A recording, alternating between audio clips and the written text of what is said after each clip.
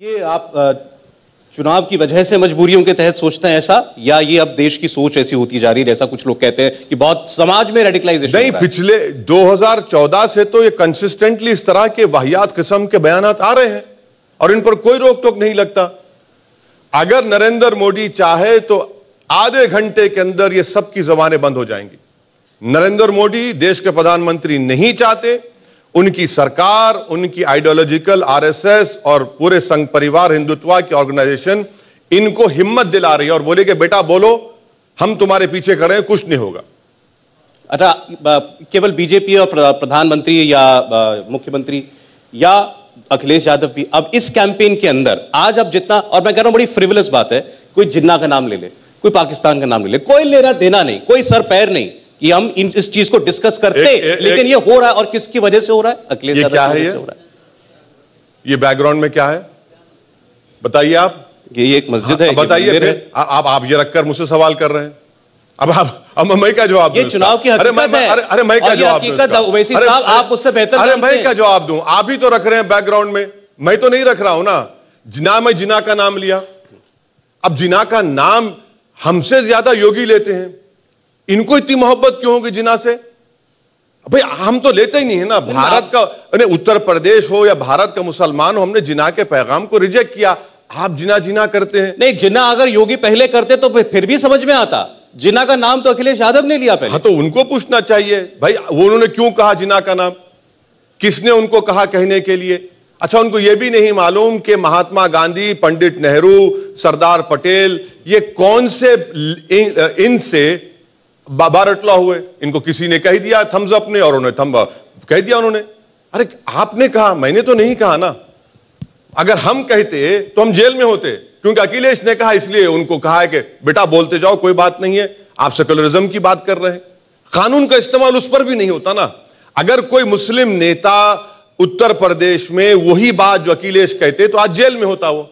यही तो हम कह रहे हैं, ये हिस्सेदारी, ये इंसाफ की बात है जो उत्तर प्रदेश के अल्पसंख्यक समाज को और कमजोरों को समझने की जरूरत है। नहीं, लेकिन उसमें इंप्रेशन जो गया वो ये गया कि एक तो लोग ये मान के चल रहे हैं कि वो यूपी का मुसलमान पूरी तरीके से अखिलेश यादव को वोट कर रहा है।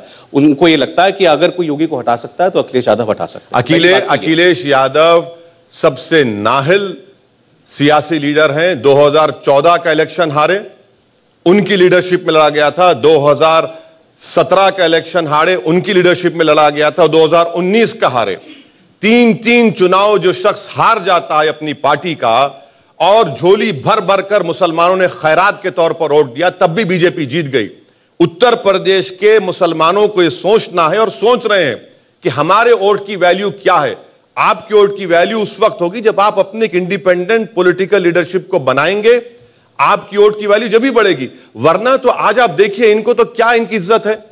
आप अपने घर को किसी को नेता को बुलाते हैं सहारनपुर से, उसको जलील करके भिजा देते हैं आप। और यह हैरत की बात देखिए सौरभ साहब, अब मजाक देखिए, समाजवाद की बात करते हैं, जहां आजमगढ़ से एमपी है, वहां पर एक विधानसभा में इनके पार्टी का कैंडिडेट पिताजी है और बीजेपी की तरफ से बेटा है।